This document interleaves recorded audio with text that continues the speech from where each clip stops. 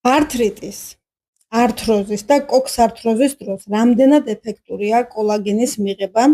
აქვს თუ არა სამკურნალო ეფექტი და რა შემთხვევაშია უკუჩვენება კოლაგენს?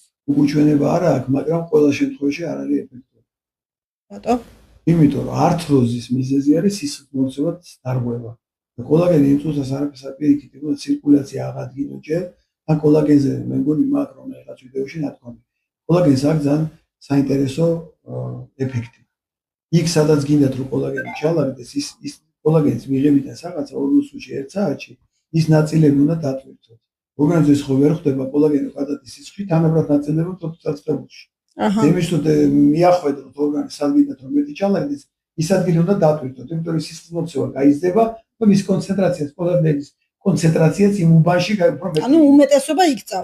იქცავა, იქ უფრო მეტი კონცენტრაცია შეიქმნება. ეს ერთი რაც კოლაგენზე უნდა იცოდეთ. ამავე დროს კოლაგენი ჭირდება მაშინ, როდესაც კოლაგენის შემცველი რომელიმე კომპონენტის აღდგენა გვინდა, ხო?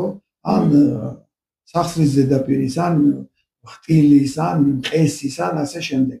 და როდესაც არის ართროზი, ნიშნავს რომ ეს არის სისხლის მოქცევის დარღვევის შედეგად გამოწვეული პრობლემა ძვალსახსროვან სისტემაში. ართროზზე კოლაგენი არ არის პირდაპირ მოქმედების. აქ ჭირდება სისხლის მოქცევის გაუმჯობესება, აღდგენა, ცირკულაციის აღდგენა და ართროზზე ამმართველად მუშაობს. ართრიტის დროს ასევე მიზეზი არის ანთება.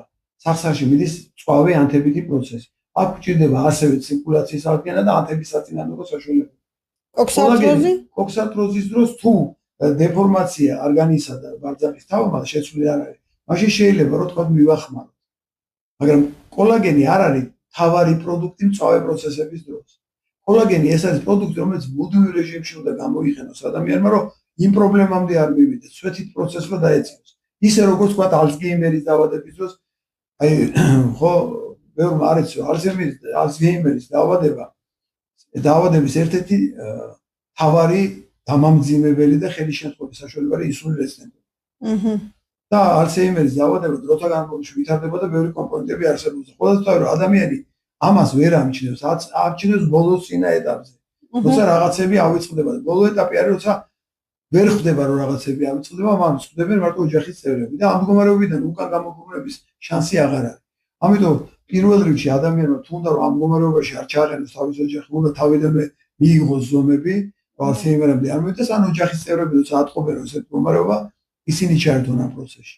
იმიტომ რომ ხშირად არის ალცგეიმერზე მეკითხებიან, მოდიან რომ აი რა შეგვიძლია გავაკეთოთ, არაფერი, როცა უკვე განვითარდება, ვერაფერს ვერ ამუშავებთ. ხო, თადარიგი უნდა დავიჭიროთ და წინასწარ პრევენცია, მაგრამ ეხლა დაუბრუნდეთ კოქსართროზი. ანუ თქვენ თქვით მაშინ კოლაგენი აი ამ სამ ძირითად დაავადებას, ართროზი, ართრიტი და კოქსართროზის დროს აღდგენითი ეტაპისთვის უკვე საჭიროა. ხო, ანუ როცა უკვე გასწორდება მდგომარეობა, იქ სისხლის მოქცევა გაუმჯობესება, აქ უკვე ანთება მოიხსნება და ხო იმ ანთებამ რო რაღაც დააზიანა ყველა ვარიანტში იწვევს დაზიანებას, დესტრუქციას და რღვევას იწვევს ქსოვილების. აი აქ უკვე მე შემდეგ ეტაპად კოლაგენი გვინდა რომ ის დაზიანებული ნაწილის აღდგენა მოხდეს. ანუ მარტო კოლაგენი არ უშველეს ამის თქმა. კოლაგენი მარტო ძვალსახსროვან სისტემას არ ჭირდება.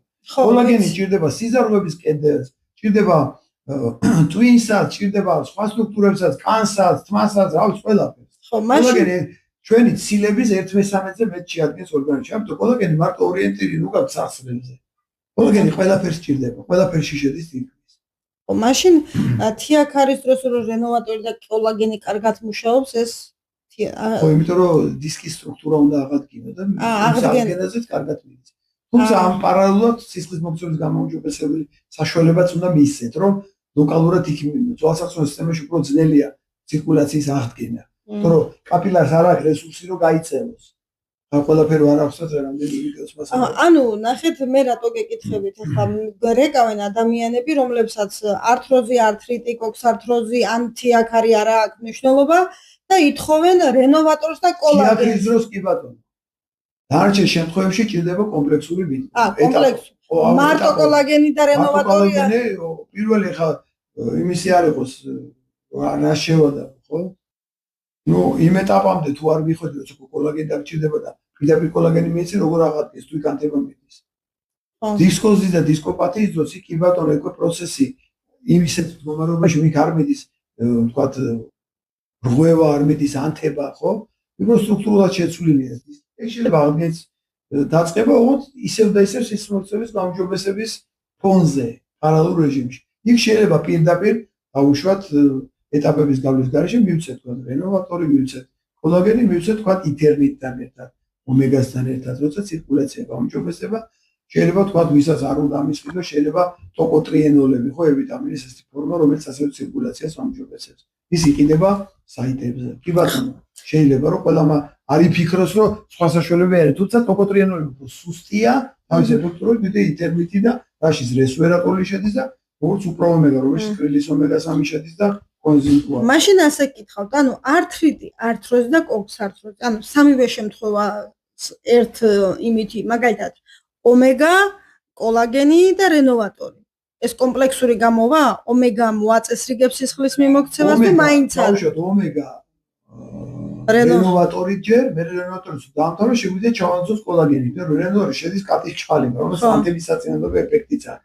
თუ იქ ლოკალურად მაინც რაღაცა პატარა ანტიბის პროცესი ემას მთლიანად მოხსნის.